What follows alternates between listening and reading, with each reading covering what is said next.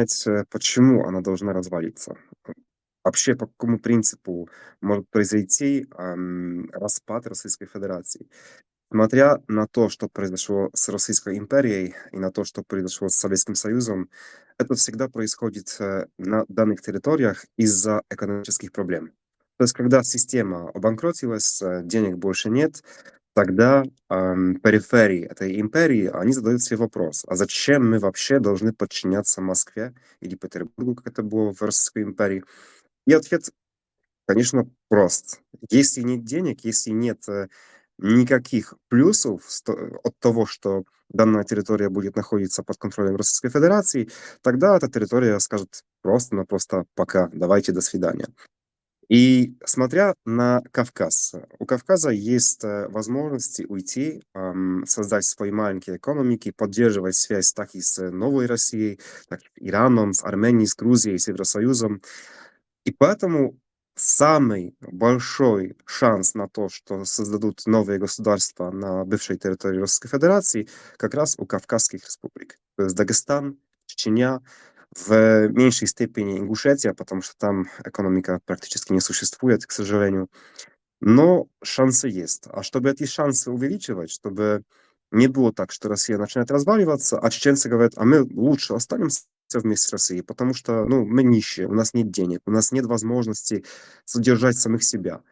Для того, чтобы развиваться, нужно учиться, надо работать, надо создавать компании, надо сделать так, чтобы в Грозном, не только в Грозном, было больше денег. Так, чтобы потом молодые чеченцы, которые будут решать вопрос: воевать или не воевать, отстаивать свободу или и не отстаивать, чтобы они сказали: "Да, мы хотим отстаивать свою свободу, мы, в плане экономики не зависим от России, и мы сможем, сами себя содержать без помощи Москвы". На данный момент это невозможно, потому что Чечения полностью дотируется Москвой. И Москва бросает туда огромные, гигантские деньги просто для того, чисто для того, чтобы удержать чеченцев в плену. И Кадыров этим пользуется, и он требует все больше и все больше денег, но у России с деньгами все хуже. И в какой-то момент придет такой день, где Кадырову скажут: "Простите, но денег нет". И тогда Кадыров скажет: "А зачем мне тогда быть с вами?" Или кто-то другой, кто будет уже у власти после Кадырова. И очень важно, чтобы чеченцы как нация понимали, что они в состоянии сами организовывать, свою национальную жизнь, свою государственную жизнь, что они не страна лимитров, как это называют, например, Эстонию, Литву, Латвию, хотя это как раз успешные примеры, как маленькие страны с населением там 500-600 тысяч. Они могут сами создать свою экономику, они могут, существовать и успешно, защищать свои интересы. Несмотря на то, что рядом с ними Россия, причем, там и Петербург, и Москва, от Москвы до Кавказа далеко. То есть у вас шансы есть, но надо делать что-то большее, чем, просто размышлять. Надо работать, надо создавать компании, зарабатывать деньги, вкладывать эти деньги в развитие общества, чтобы не было так, что Россия начинает разваливаться. И есть 2 варианта самых, к сожалению, вероятных. Либо чеченцы, захотят остаться с Россией из-за денег, либо там, будет создан какой-то, чеченский ИГИЛ. Это было бы ужасно. Если ты значит, вы имеете в виду, потому что нам надо это прямо сейчас начинать, правильно? Но Прямо как, сейчас, да. да, ну как создать образно хорошую, как вы говорите, компанию, если де-факто нету образно нормального правового поля? Тогда никто не будет инвестировать даже туда. Это первое. Второе, но если Россия развалится, неизвестно, какая экономическая стабильность будет. Это второе. Я думаю, инвесторов мало, мало какой человек захочет инвестировать. Ты, наверное, понимаешь, о чем я говорю там уже. И вот еще у меня один вопрос. Ты хорошо подчеркнул, если Россия развалится, то это будет поздно, потому что там ИГИЛ, да, или еще что-нибудь такое произойдет. Почему ты это вывод такой сделал? Тоже можешь Почему я пояснить, сделал если есть? вывод, что там может появиться чеченский ИГИЛ, потому что большинство Да, да. населения Чечни, к сожалению, это люди необразованные, это люди, которые, считаются мусульманами, хотя, большинство из них, не совсем понимают, что такое ислам, но они очень легко поддаются пропаганде радикального ислама. Они в этом видят, что-то прекрасное, они чувствуют, что Радикальный ислам, он соответствует, ценностям настоящего мужчины, что он воин, он будет воевать, он будет вести джихад. И для молодых мужчин, у которых ничего нет, это привлекательная пропаганда, привлекательная идеология, которая отвечает на их вопросы. То есть почему я живу, к чему я иду, зачем я воюю, зачем я должен погибать. И ислам, особенно радикальный ислам, отвечает на все эти вопросы и направляет этих людей на борьбу против внешних врагов. И поэтому так много молодых мусульман, они этой пропаганде поддаются и даже уезжают воевать за ИГИЛ, в Сирию, в Ирак и в другие страны. Поэтому так важно создавать экономику. Легко сказать, конечно, сложнее сделать, учитывая, какие сейчас есть, проблемы в Чечне. Особенно учитывая то, что у власти есть человек, которому вообще плевать на все законы, и он требует, полного подчинения себе, своим интересам. И если даже чеченец захочет создать свою компанию, честным трудом зарабатывать на свою жизнь, скорее всего, в Чечне этот бизнес у него будут пытаться отжимать. И это ужасная проблема, и это может повлиять на то, что, к сожалению, когда Россия начнет разваливаться, чеченцы пойдут все-таки по пути радикального ислама и будут идти в чеченский ИГИЛ, пытаться создать опять какую-то там чеченскую, назовем в кавычках, республику с уклоном в направлении там ИГИЛ. Да, с исламским Если, уклоном или образно да, исламскую республику даже есть. если нет денег у молодых людей, у молодых мужчин, у них много тестостерона, они хотят что-то делать, нет денег, нет работы, Россия разваливается. Единственный путь, реальный, привлекательный — это, конечно, радикальный ислам. Либо еще для других, у которых есть возможность, это миграция. То есть покинуть эту территорию, сбежать в другую страну, где этого всего нет, и там развиваться. И это тоже, кстати, ответ на вопрос, что делать. Если нет возможности работать у себя в стране, на своей территории, надо уезжать и работать на других территориях, другими людьми, но не забывать, кто ты и откуда ты. И если начнется революция или распад, тогда такой человек, если у него будут средства, он может помочь бороться и с чеченским ИГИЛом, и с Российской Федерацией, и так далее. Но это все очень сложно, очень тяжело, и я не завидую, конечно, чеченскому народу, потому что, смотря на историю моего народа, на историю Польши, у нас все-таки было намного легче. Потому что, во-первых, нас было больше, во-вторых, мы всегда восставали против оккупанта, и не было у нас, таких людей, как Кадыров, которые бы держали нас за морду и пытались уничтожать нас за попытки хоть как-то организовываться, зарабатывать деньги и так далее. Поэтому Кадыров, с одной стороны, защищает, Чечению от, российского влияния, но с другой стороны, это яд, который может привести к, полному падению чеченского народа. Можно слово? Да-да, конечно, Да, говорите. да. Я вам так скажу, зная горечь, трагическую историю польского народа и его опыт в борьбе с оккупантами, а у него, у польского народа очень большой опыт в борьбе с российским оккупационным режимом, нам еще Если сам. я могу перебить, если ты не против, по поводу вот этого польского опыта, еще, хочу вспомнить то, что я только что сказал, что если нет возможности воевать или развиваться на своей земле сейчас, надо уезжать и делать это за границей. Вот когда началась польско-большевистская война, это 1919 год. В польской армии, которая только что была воссоздана, не хватало ужасно людей, денег, оружия. И внезапно появился огромный гигантский поток людей, поляков из Франции, из Америки, из других стран, которые, во-первых, возвращались воевать за Польшу в этой армии. То есть они возвращались в свою страну. Они возвращались с деньгами, они возвращались с оружием. Кто чем мог помогать, тот помогал.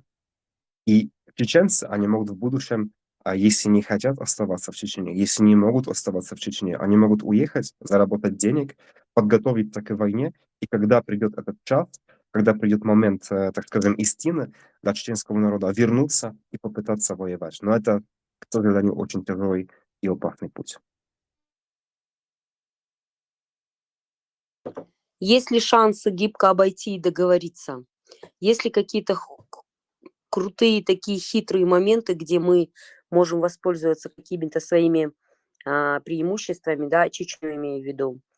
Как вы видите, я вижу, вы политически подкованный человек, а со своей стороны, как бы вы поступили, ну, со стороны чеченца это, конечно, будет как бы смело и громко сказать. Как вы видите без войны, потому что чеченцы не хотят больше войны, не хотят воевать. Как это можно сделать? Вот ваша аналитика, анализ. Проблема в том, что с вами, с умеренным, так скажем, крылом чеченского народа никто не захочет общаться и договориться. На месте в Чечне, когда начнется распад России, будут 2 главных, так скажем, 2 главных лагеря. Кадыровский лагерь, который захочет удержать власть, и лагерь, чеченского ИГИЛа, который не захочет вообще ни с кем общаться, он просто-напросто будет резать головы. То есть будет уничтожать людей, и никакие умеренные, никакие кадыровские, никто им не будет нужен. Они захотят взять власть полностью. Поэтому для умеренных чеченцев, конечно, есть возможность договариваться, но не с кадыровцами и не с игиловцами. Это, скорее всего, если такая возможность будет, возможно, это будет так, это Иран, это Турция после Эрдогана. То есть это 2 страны, которые будут, я думаю, очень сильно заинтересованы в том, чтобы их влияние на Кавказе, оно становилось сильнее. И это влияние их может быть использовано против России, чтобы защитить вашу республику. И еще, конечно, Америка и Европа. Я сомневаюсь в том, что Европа хочет вводить войска, что-то там делать по-настоящему. Но Америка, если она сейчас с приходом Трампа начнет восстановление своей империи, если она захочет вернуть себе статус сверхдержавы, она в какой-то момент, если начнется распад России, она может потребовать у России, чтобы республики, которые будут объявлять о своей независимости, чтобы туда вводить интернациональный, международный миротворческий контингент. Даже не по принципам ООН, просто, например, там солдат Америки, Турции, Ирана и так далее. И вот это может вас спасти от ИГИЛа, потому что солдаты Америки, солдаты Ирана, солдаты Турции, они не захотят, чтобы радикальные мусульмане создавали новый ИГИЛ и угрожали их интересам. Потому что, что бы ни говорилось, ИГИЛ не соответствует интересам Турции и Ирана в будущем. Поэтому да, у вас есть шанс, у вас есть возможность договариваться, но это в первую очередь Америка, Турция и Иран. Посмотрим, что будет делать Китай, но мне кажется, что Китай не будет заинтересован в каких-либо политических играх на Кавказе. Поэтому у вас все тяжело, все сложно, но варианты есть, и надо бороться. Потому что если не бороться, тогда в будущем, можете задавать себе вопрос: "А что мы могли делать? А что было бы, если бы мы сделали?" А если шанс упущен, тогда, к сожалению, можно проиграть навсегда. Салам Маршал, слушай, Машалlah. приветствую и Эда, и Эда, и Томаша. У меня вопросы к вам с максимальным уважением. Честно ответьте, вот чеченский народ, да, как он есть вот в данном контексте, вот в наше время, оно имеет право вот по своему усмотрению выстраивать отношения, допустим, я возьму на себя такую вот роль пророссийского, она имеет право вот выстраивать отношения с Россией. Армения выстраивала, Польша выстраивала, все выстраивали с Россией какие-то отношения, а именно чеченский народ всегда он противился к этому. А вот вы допускаете, вот вы даете чеченскому народу вот право одну попытку, 2, даже 3 возьмем максимально. 3 попытки, чтобы выстраивать отношения с Россией. Россия это же не русские, это огромная страна, которая там много национальностей. Вы оставляете за чеченским народом такое право вот, по своему усмотрению выстраивать какие-то отношения с Россией? Вот честно, ответьте, Эд и Томас. Вы Я могу начнете, сказать Томаш, или я?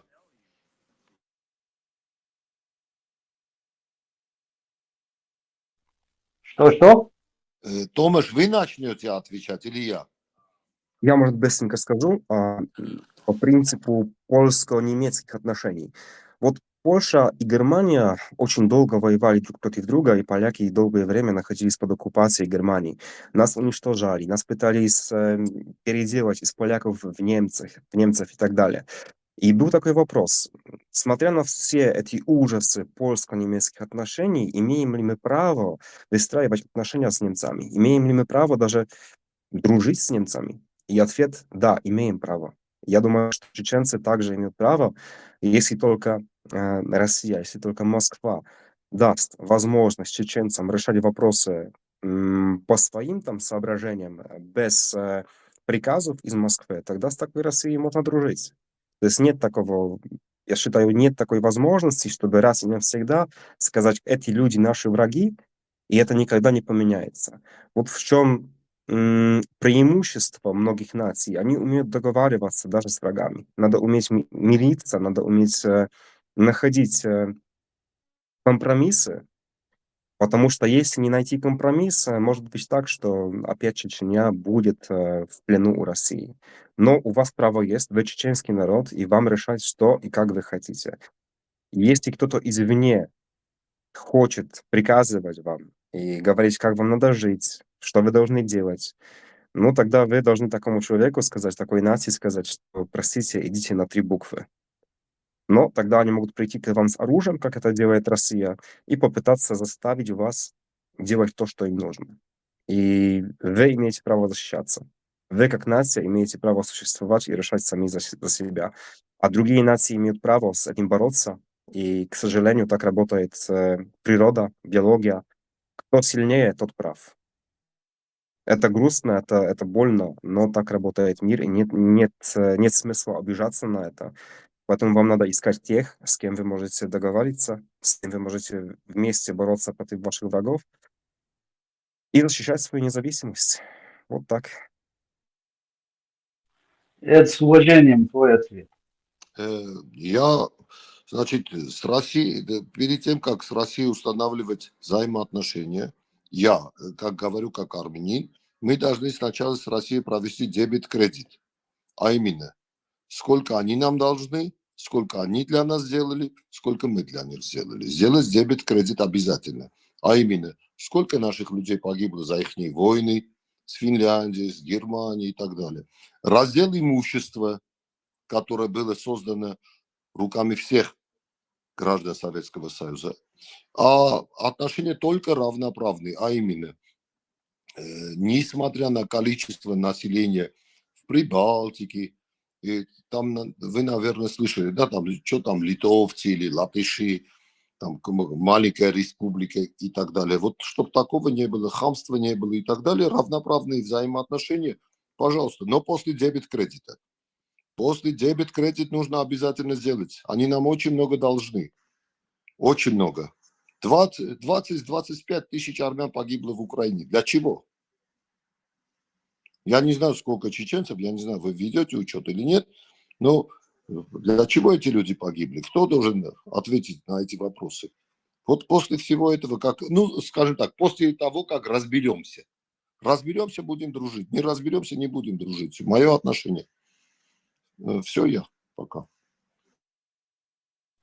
Но согласитесь, у этого чеченского бедного народа, у них есть право на ошибку. Ладно, они как-то выстроить отношения с Россией, они ошибутся, это горько для них будет, не знаю, но это право у них есть. Их не имеет права никто осуждать. Вот за века они боролись с этими, а все дружили. Вот одна попытка, два, три попытки у них будет, ладно, ошибочные, но их осуждать не имеет права никто на этом свете. Согласитесь? Однозначно, однозначно. Решение чеченского народа – это решение чеченского народа. Выбор чеченского народа точно так же, выбор чеченского народа. Поэтому я и говорю, надо пытаться. Мы тоже все мы пытались с Россией установить нормальные, взаимовыгодные, скажем так, взаимоуважаемые отношения. Но, к сожалению, опыт показывает, что в течение 200 лет количество армянского народа, количество чеченского народа, я уже не говорю о черкесском народе и так далее, оно уменьшалось от дружбы с Россией. Уменьшалось. Физическое количество. Да. Как можно этого избежать? Вот над этим надо думать, чтобы мы должны дружить и с другими людьми, скажем вам так. Мы должны дружить и с другими народами, чтобы Россия не подумала, что «а куда вы денетесь?», как они говорят нам. Они нам, например, все время говорили, а куда вы денетесь? А когда мы подписали договор с США, вдруг они возбудились, начали нас охаивать. Как куда мы денемся? Вот куда? В НАТО. А вы То есть не у нас ожидали должны- этого? Что? Я Вы не расслышал. ожидали этого? Мы все ожидали этого и готовились, и боремся. И сейчас уже мы свой вентилятор включили, извините, говновентилятор, и на них льем. Просто наш говновентилятор получился сильнее, потому что нас по всему миру очень много. Если они только на русскоязычное пространство воздействуют, пытаясь дискредитировать, обесчеловечить армян, да, то мы это будем делать на уровне всего мира. Если мы считаемся в России, извините за выражение, черножопыми, то мы всех русских сделаем по всему миру черножопыми. И что кстати, и произошло. Может, Томаш Мацейчук подтвердить мои слова. Да, сейчас русские черножопые. Сейчас россияне все черножопые. Боятся паспорт показывать на пограничных переходах. Вот до чего они дошли. Так что ожидаемо, все нормально. Противоборство, так противоборство. Маслом кашу не испортишь, как говорит русская поговорка. Ну, это мое отношение. Ну. Это спасибо. Ну, Томаш, хотя бы скажите, честно, спасибо вам. Томаш, скажите, пожалуйста, вот есть сейчас возможность обратиться, да, пусть к малочисленным, ну, нас мало, но как бы вы обратились и что бы вы сказали, если бы вас слышало много чеченцев? Вот ваше пожелание. И я, к сожалению, сейчас не готов полагать такие речи, но знаю точно, что чеченский народ должен бороться за свои права, существовать за свои права, вести свою политику. Но главным делом чеченского народа сегодня — это образование, это бизнес, чтобы не только существовать, но еще чтобы это существование давало вам какое-то будущее, чтобы у вас была работа, чтобы у вас были деньги, чтобы вы читали книги, чтобы вы понимали, что происходит вообще на свете, не только в России. Вот у меня есть такой горький опыт общения с чеченцами и в России, и в Польше, и в Австрии. Огромное количество ваших молодых мужчин, они радикальные мусульмане, и они не совсем понимают, зачем вообще им нужна независимая Чечня. Ну вот, они готовы за нее воевать, они готовы за нее погибать. А дальше что? Вот получили независимую Чечню, а дальше как жить? И это проблема, которая может в скором будущем привести к тому, что у вас на очень короткое время появится свое государство, но потом из-за того, что это государство погрязнет опять в резнях, в гражданской войне и так далее, это государство может потерять свою независимость и стать частью либо Турции, либо России, либо вообще какого-то другого государства. Поэтому я не хочу льстить чеченцам, не хочу обманывать. Надо работать, учиться, развиваться. И только тогда думать о том, что у вас есть какое-то будущее. У нас в Польше отец польского национализма Роман Думовский, он делал ставку на то, что Польша сможет быть независимой, и польский народ сможет быть нацией только тогда, когда мы построим свои университеты, когда у нас будут свои библиотеки, когда у нас будут свои компании, когда мы как нация будем что-то из себя представлять. Они просто нация, там, скажем, пастухов, которые ничего не знают про мир, у которых нет денег, у которых нет никакого влияния. Вот в чем вы, чеченцы, можете, чему можете научиться у армян?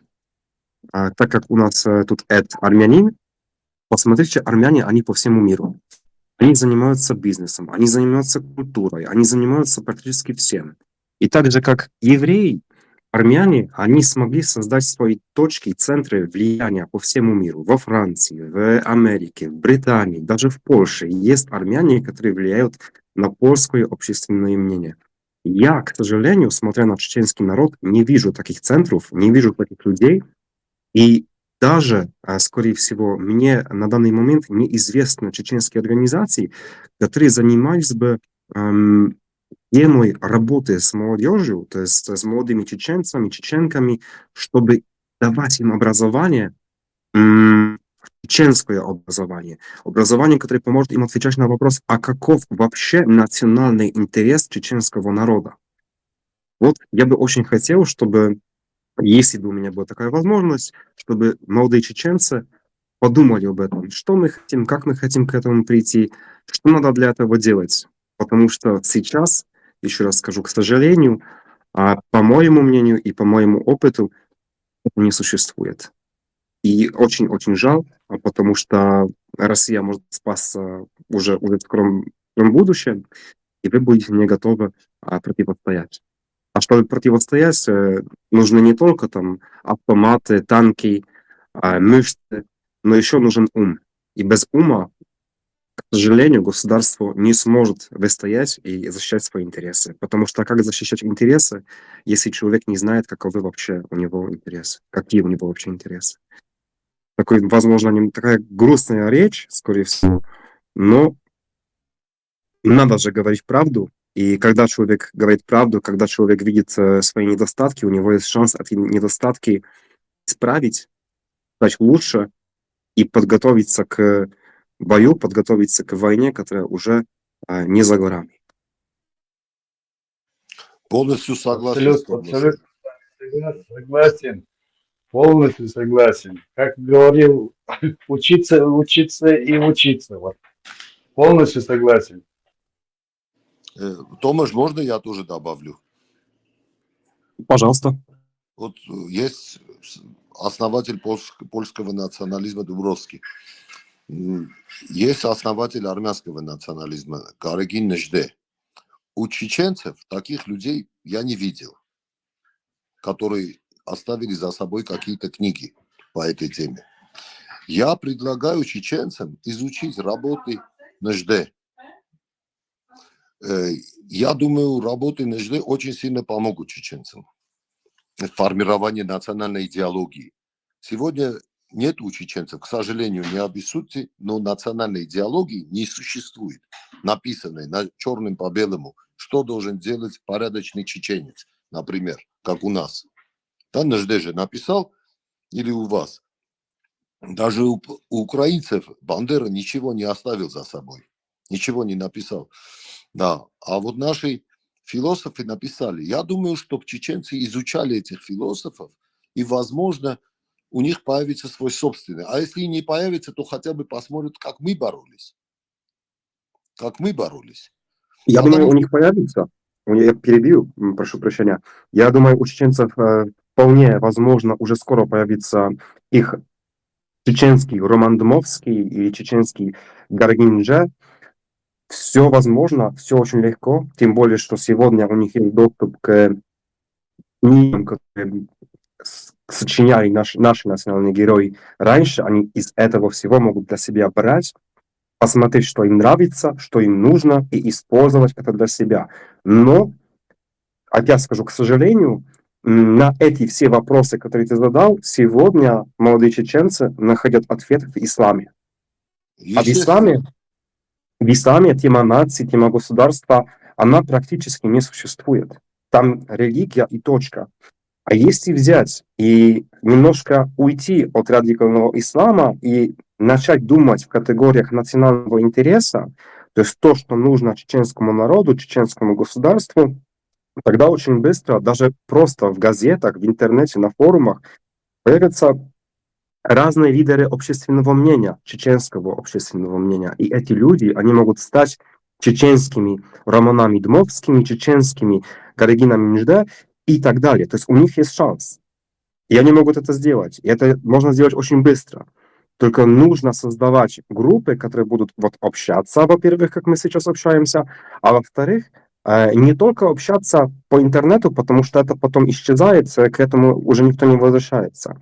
Надо создавать онлайн-газеты, так чтобы можно было писать статьи, публиковать статьи на темы, которые нужны, интересны чеченскому народу. И дальше на основе этих статей авторы будут уже создавать свои полные книги. Они будут писать книги, которые будут отвечать на вопросы чеченского народа. Если эту работу проделать, у чеченского народа есть шанс войти в семью наций, у которых свое успешное национальное государство. Поэтому все возможно, всего можно добиться, только надо работать, учиться и, когда нужно, платить за свою свободу кровью. Я считаю, польский Можете, народ... Эд, Да, приветствую всех. Можете дать мне с Томашем буквально пару минут С удовольствием, переговорить? Конечно, да. Томаш, скажи мне, пожалуйста, во время фашистской оккупации много было в Польше вот тех, когда в начале, когда ты начал перечислять, там и коммерсанты, и ученые, и бизнесом хорошим занимался, много было, нет? У нас ситуация была немножко другой, потому что когда Польша потеряла независимость и стала частью не Венгрии, Австрии, Пруссии и России, польские элиты, они все равно получили возможность существовать и развивать свои бизнесы. Были даже какое-то время польские университеты, так как у нас не было какого-то польского Кадырова, который бы захотел весь бизнес забрать себе, который бы, как настоящий оккупант, уничтожал все польские там компании, общества, все польские организации, которые не хотят быть подконтрольными ему. А у чеченцев сегодня Кадыров, он, я уже сказал, с одной стороны, конечно, он пытается защищать Чечню от от российского влияния, прямого российского влияния, но с другой стороны, он уничтожает чеченскую общественную жизнь, он вытесняет любое другое мнение, которое ему не нравится, и таким способом он убивает в чеченском народе желание думать, делать что-то, и не только убивает, но и запрещает, то есть нет возможности что-либо развивать. То есть тут ситуация сложнее, тяжелее. У нас, у поляков, была возможность не только работать в странах оккупантов, но еще уехать там во Францию, в Британию, в Америку. И когда началась Первая мировая война, у нас было множество людей, элит по всем уголкам мира, которые могли вернуться, могли создать, например, как Józef Piłsudski создал польский легион. Это была военная организация, которая боролась против России на стороне Пруссии и Австро-Венгрии. Но был тоже Роман Дмовский, про которого я уже говорил, который создал свою военную организацию, которая, кстати, воевала на стороне России и Франции и Великобритании против Пруссии и Австрии. То есть у нас тоже были разные направления. То есть были поляки, которые считали, что надо быть с Россией, были поляки, которые считали, что надо быть с немцами. Но в итоге все три наших оккупанта, они проиграли Первую мировую войну. Это было как бы чудесо. Никто не ожидал, что все оккупанты внезапно начнут разваливаться. У чеченского народа в этом плане все намного легче, что оккупант только один. И когда он начнет разваливаться, все, что надо сделать, это взять свой шанс в свои руки и уже не отпускать этот шанс. Но к этому надо готовиться. То есть если чеченцы хотят быть готовыми, если они могут готовиться в своей стране, идите в другие страны, там работайте, там создавайте свои общества. И, возможно, я этого не должен говорить, но все-таки скажу. И работайте с иностранными разведками, они дадут вам возможность вложиться и отправиться в свою страну, когда будет это нужно. Так это работало всегда, и так это работает сегодня. И стесняться, я думаю, не стоит. Ну, вот, в общем, ты сам, не знаю, ответил на вопрос, который я хотел задать. Параллель-то видишь во всем этом? Что у поляков, получается, кто работал на немцев, те были крутые, при бабках, могли и за границу ездить, там бизнес налаживать. И были вооруженные формирования, которые действительно очень героически сражались. против гитлеровцев. И практически получается то же самое, что в Чечне. Уловил, нет, то, что я имею в виду? Это ладно, хорошо. Я думаю, поняли. Но у чеченцев есть, ну, ты, наверное, слышал, кодекс национальный. Там все, что надо делать, учиться, работать.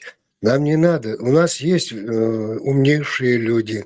У нас тоже Абдурахман Авторханов. Прекрасно его наставление, что делать, как делать, что нельзя делать.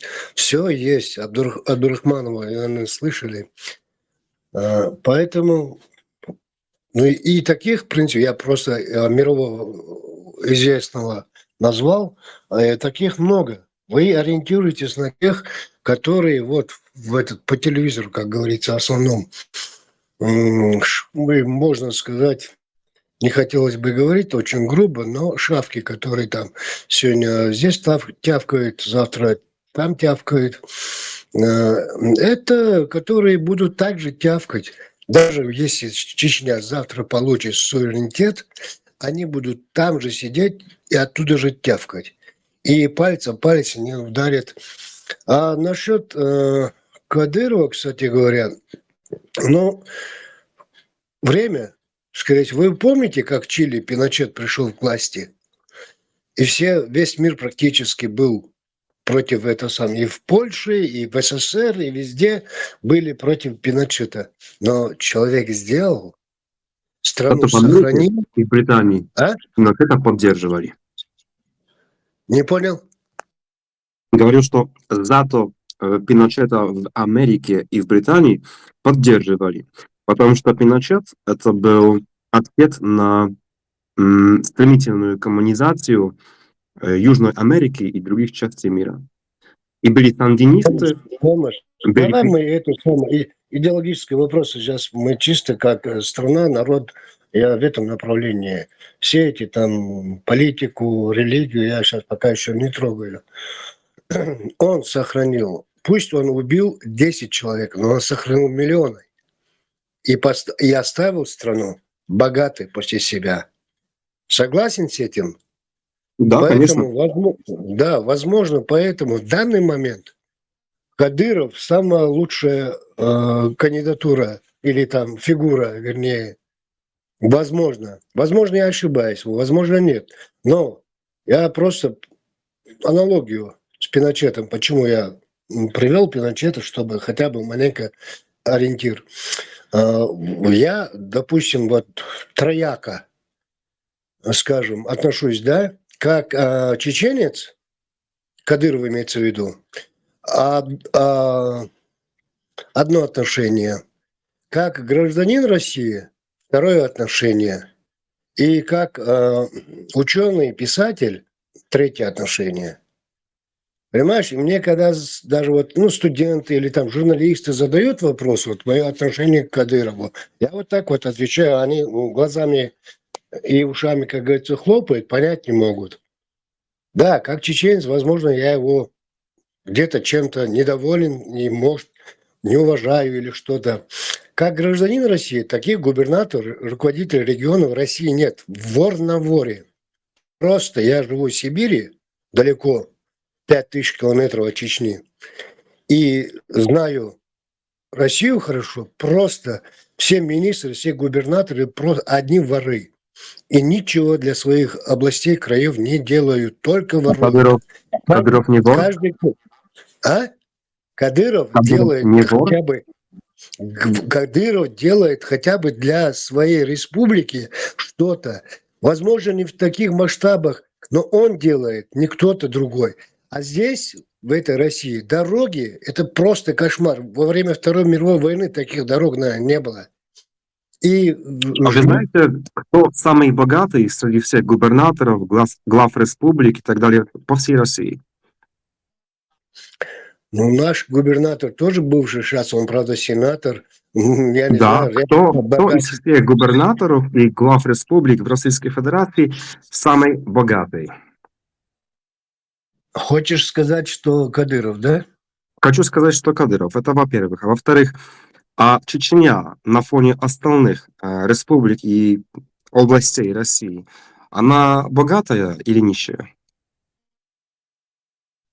У России практически все края, республики, областя просто, можно сказать, в золоте купаются. Но особенно после того, как централизировали финансы, где-то 2002 год, кажется, не помню какой год сейчас точно, вообще регионы обнищали до нельзя.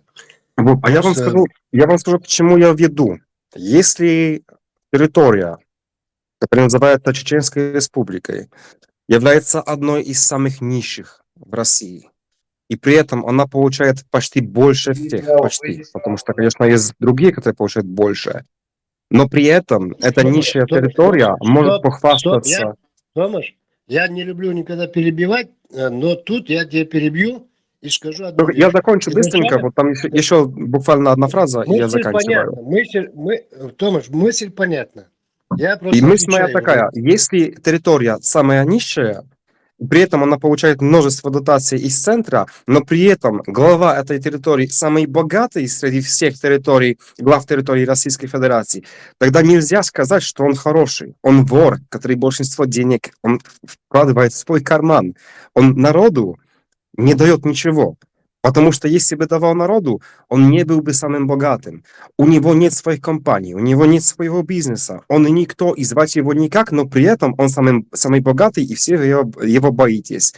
Он не хороший человек, он плохой человек. И он причина, по которой чеченцы живут в нищете. Он причина, по которой чеченцы уезжают в Европу и в другие там страны всего мира. Потому что они бегут от Кадырова, они бегут от нищеты, несправедливости и вообще этого ада на земле, который построили там кадыровцы. Вот, к сожалению, это так.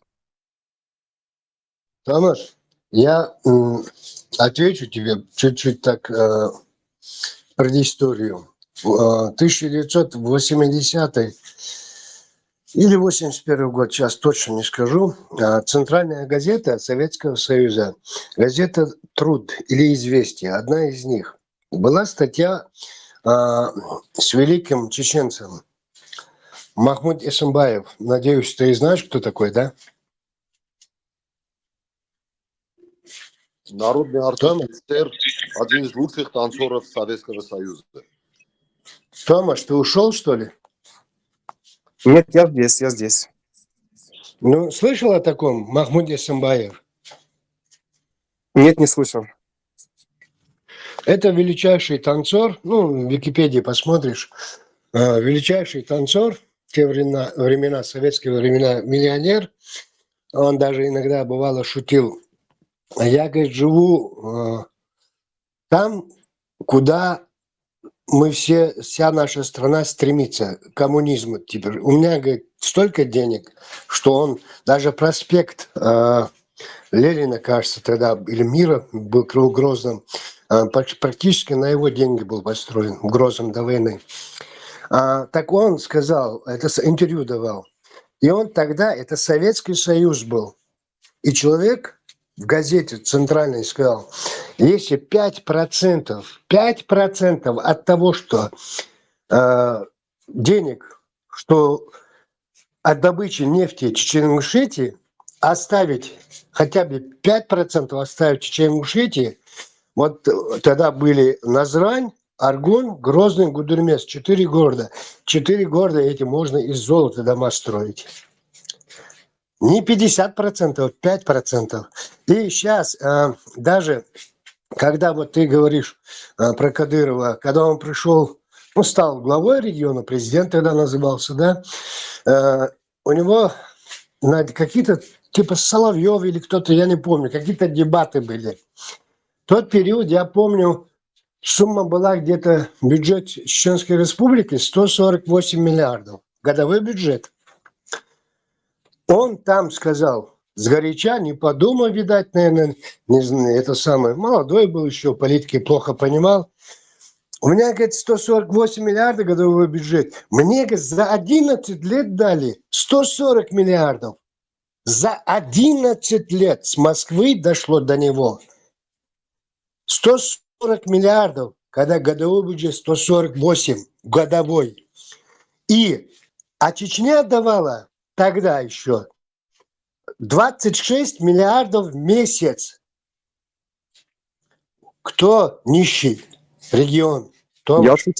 отвечаю, нищая Чечня, потому что если использовать вашу логику, я эту логику использую против вас. Эта логика говорит о том, что Кадыров является гарантом использования Чечни Россией для того, чтобы обогащать Россию, а делать чеченцев нищими. И если вы считаете Кадырова успешным правителем, хотя он делает чеченцев нищим, имея возможность использовать эти деньги на себя, но он эти деньги отдает России, тогда получается Кадыров уже не только вор, но и предатель. Томаш, я не сторонник Не Кадырова. не отдают Но России. У меня есть вот представители из чеченского народа, вот князя, вот его народа, которые 2-3 раза спрашивали меня, вот как перечислить фонд Ахмада Кадырова. Вот представляете, он добровольно спрашивает, хочет узнать, как перечислить туда свои средства, которые он сам заработал. А вам это даже в голову не приходит. Но есть такие люди, и очень-очень много таких людей. Вы представляете, вот они чувствуют, что эти средства они вкладывают в республику, в народ. Вот в народ этого князя. я Я бы ничего не понял, Вирус. Я сейчас скажу, как у нас. В Армении добывается 4,5 тонны золота в год России. И все это вывозится. А Армения страна нищая. Нищая. Есть провайдеры, которые ресурсники, назовем их так. Ресурсники добывают, руководство это все обеспечивает этому процессу безопасность, то есть нефть добывается или какие-то другие ресурсы добываются и вывозятся. Руководство страны, хорошее руководство для Москвы, это то руководство, которое обеспечивает непрерывность этого процесса и безопасность. Вот что происходит. Как в Чечне, так и происходило в Армении. Сейчас пытаемся что-то менять. Вот так. Томаш очень правильно описал ситуацию. Очень И правильно. еще я бы хотел добавить, что даже если, допустим, у Чечни сейчас нет возможности воспользоваться средствами, которые должны быть у них из нефти, газа и так далее, хорошо, этих средств на данный момент нет. Но ведь чеченцы могут зарабатывать другим путем. Столько работы в IT, столько работы вообще по всем отраслям экономики. Но я не вижу, чтобы многие чеченцы туда шли. Меня очень сильно беспокоит мода, привлекательность для молодых чеченцев не учебы, а бандитизма. То есть они видят для себя путь к деньгам, путь к успешной жизни, это путь бандитизма. И вот с этим надо бороться. И когда у вас появятся айтишники, врачи, инженеры и так далее, вы тогда сможете даже не имея на данный момент средств от газа и нефти, сказать России, пока мы все равно сможем на себя заработать. И если Республика Чечня станет успешной в плане экономики, вам будет легче поднять бунт и освободиться. И даже попросить или потребовать больших прав, автономии и так далее. Но если я постоянно, честно говоря, слышу в разговорах с чеченцами, у нас нефть, у нас газ, нас там обворовали, у нас нет денег. Ну хорошо, ну нет, так нет, тогда идите работать в других отраслях. Как называется чеченский IT-университет? Есть такой? Вы знаете такой чеченский университет, куда я могу пойти, и не имея вообще никаких ресурсов, мне, допустим, 18 лет, я из нищей семьи, но я пошел в IT-университет, отучился 5 лет, я программист, пошел на работу, работаю в маленьком селе под Грозным, потому что айтишники могут работать удаленно. Работаю в Чечне, получаю деньги из Америки, работаю, получаю столько, что я богат. Почему чеченцы этого не делают? Почему чеченцы идут в Москву, в Питер, в другие города? Томаш, ты знаешь, я 38 лет отработал МВД и Росгвардии. сейчас на пенсии, да? Я в школе был двоечником вообще. Аттестате одни тройки. Среднее образование когда получил. И вот когда вот такие речи я слышал, 90-е годы, да, когда уже война была, потом уже это самое, 2000-е годы уже, и когда я вот мне на каждом шагу я слышал вот такие вот слова, почему чеченцы, я, показывая всем, до сих пор показываю студентам и журналистам и всем свой аттестат школьный, я получил 3 диплома, я получил ученую степень, я стал, как он, членом Союза писателей России. Не работая МВД и Росгвардии, когда мне абсолютно, у меня было очень много подчиненных, у меня была большая должность, город, 1 200 000 населения город, охранная структура МВД и Росгвардии, когда у меня 13 тысяч одних квартир, 3000 объектов, где за каждым квартира, там хозяева, каждый день проблемы. Эти объекты, директор, замдиректора, юристы, бухгалтера, каждый день звонки, встречи. Я умудрился это сделать не для того, чтобы этим хвастаться, а для того, чтобы показать, что чеченец, даже вот такой, как я, двоечник, да, может это сделать. Таким, как ты, которые говорят, что чеченцы не хотят учиться. Я был спортсменом, я был каратистом, я был в рукопашном бою, выступал на многих соревнованиях. Да, я такой же, как все чеченцы, и спортивный, но я доказал. Таким, как ты, я не грублю, которые говорили, что чеченцы же вы тупицы, там, то все, вы только воевать умеете, больше ничего. И мне это абсолютно не надо было. Ни ученая степень, ни писательство это. Да, вы хороший пример, что можно учиться, можно развиваться, можно чего-то добиться. Но я говорю в общем про огромное количество людей, не про единичные случаи. Я в России прожил 2 года всего лишь, и я познакомился с многими чеченцами, которые, к сожалению, не программисты, не врачи, хотя я знаю, есть врачи, это у всех наций есть врачи. Но большинство чеченцев, с которыми я познакомился, они либо таксисты, либо охранники, либо бандиты, либо бойцы ММА.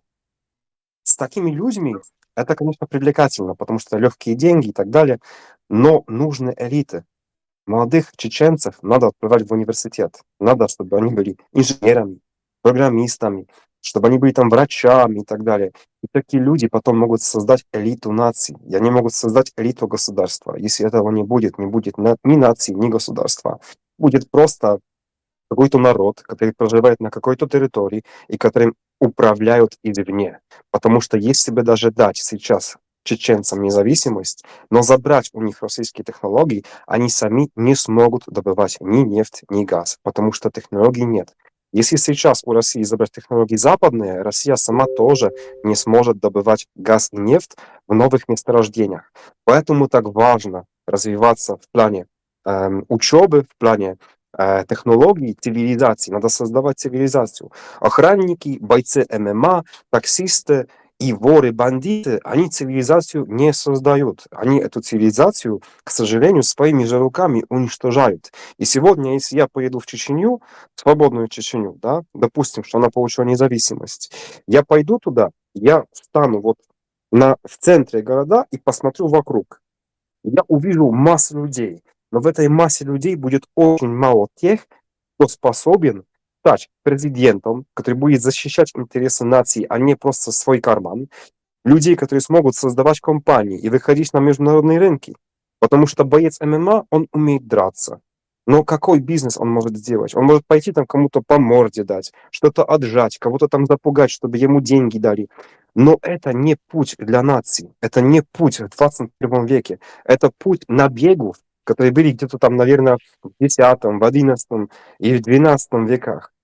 Поэтому вот, когда я говорю про успешность, про то, что надо учиться, я имею в виду то, что нам надо строить цивилизацию. Нам, полякам, нам, армянам, нам, чеченцам, нам всем. Если мы этого не будем делать, есть, к сожалению, такие нации, которые не добиваются успеха. Вот, например, афганцы. Афганистан — это страна, которая должна, по идее, нормально существовать. Но там из-за ислама, из-за этих всех кодексов чести и так далее, они застряли в 15 веке. И они не готовы развиваться. А люди, которые хотят развиваться, их просто уничтожают. И в Чечне сегодня, если я захочу создать партию, которая, допустим, не будет антироссийской, допустим, не будет даже антикадыровской, она просто будет другой. Она просто будет предлагать другой путь развития. Меня, скорее всего, убьют. Как в таких условиях можно что-либо строить в Чечне, и как в таких условиях можно считать Кадырова не преступником, не предателем? Ну вот, где-то так. Тамаш, ну, в принципе, у нас здесь, Вы допустим, знакомы хоть с одним из управленцев Чеченской Республики? Там, не знаю, с министром, замминистром, советником или с кем-нибудь. И так вы с таксистами знакомились, и все. И с этого вы сделали свой вывод. У нас же есть тысячи, сотни, не знаю, десятки тысяч управленцев в республике. Вы познакомьтесь с ними, поговорите с ними. Да, я знакомился и Как-то общался, вот потом мне угрожали, что меня убьют. Ну вот такое общение. Тамаш, здесь у нас, да, я живу в большом городе. Самые молодые заведующие там стоматологических клиник, хирургических клиник, там отделов, да, чеченцы, молодые ребята, вообще 25-30 лет. Кстати говоря, ты знаешь такого Хасан Баиев? Слышал о таком? Томаш, слышал о таком, как Хасан Баиев? Нет, не слышал. А Ларису Гузееву знаешь, вот этот телевизор-то, который там, что-то как ко мне передачи Да, ведет? у меня была возможность лично познакомиться с этой женщиной. Вот. Угу. Вот почему она свою пластическую операцию себе лица сделала ни в Польше, ни в Америке, ни в Израиле, а ужаснейших условиях в Чечне у Хасана Баиева.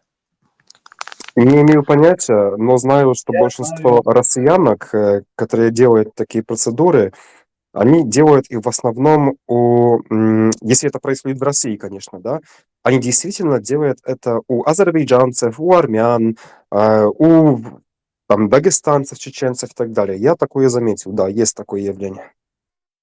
Ну, посмотри, Хасан Баиев. Он врач мира, там у него американцы что-то какие-то там ранги, какие-то эти ему, и весь мир ему надавал. Он, как-то удивительно, что ты не знаешь такого человека. Я тебе просто один пример тем более привел. выходе из ужасных условий. Ужасных, просто невыносимых условий он вышел. Да, Да, да, да, да. я, видимо, не знаю таких людей, потому Безусловно. что я не делаю такие процедуры. Я все-таки мужчина, и я считаю, что как раз мода на то, чтобы все там переделывать себе, это плохо. И то, что в России, ну, не хочу никого оскорблять, но в России тоже мода на проституток, и девушки идут туда и массово делают себе эти все изменения во внешнем виде, чтобы больше зарабатывать денег задним путем, так скажем, чтобы не говорить матом.